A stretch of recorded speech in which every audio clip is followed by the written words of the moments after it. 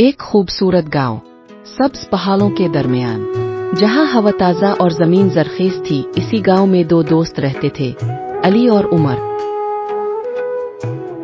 उनके घर साथ साथ थे और दिल हमेशा एक साथ धड़कते थे।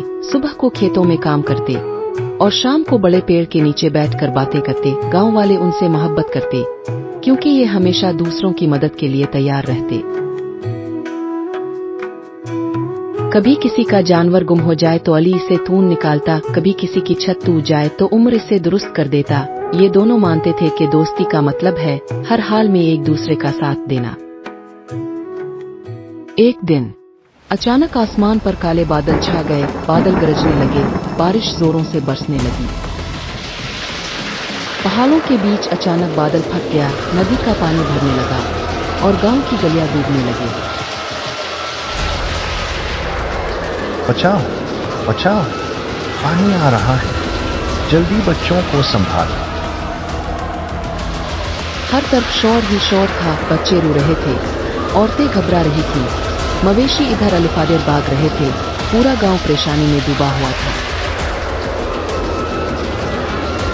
उमर, हमें सबको बचाना होगा। हाँ अली, हमारी कुश्ती तैयार है, आओ इसी से सबकी जान बचाते हैं। दोनों दोस्त कुश्ती पानी में ले आए। वो गांव वालों को आवाज देते गए, घबराओ मत, हम तुम्हारे साथ हैं। एक एक करके कुश्ती में बैठो, सब महफूज हो जाओगे।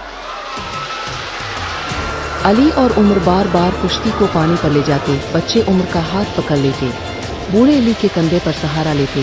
रात भर वो काम करते रहे। उनके कपड़े भीग गए, बाजू थक गए, मगर दिल में हिम्मत और हौसला बाकी रहा। एक माँ रोते हुए कह रही थी, अल्लाह तुम्हें सलामत रखे, मेरे बच्चों को बचा लिया तुमने। आखिरकार सुबह का सूरज निकल आया, बारिश थम गई, पानी कम होने लगा। पूरा गांव महफूज था और ये सब सिर्फ अली और उमर की बहादुरी की वजह से। जिंदाबाद अली और उमर, ये हैं हमारे हीरो। जिंदाबाद अली और उमर, ये हैं हमारे हीरो।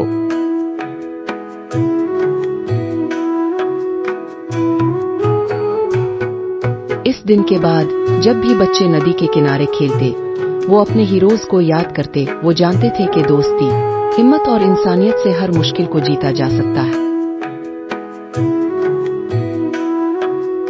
इखलाकी सबक, दोस्ती का मतलब है हर हाल में एक दूसरे का साथ देना और हिम्मत और मेहरबानी से सबको बचाया जा सकता है।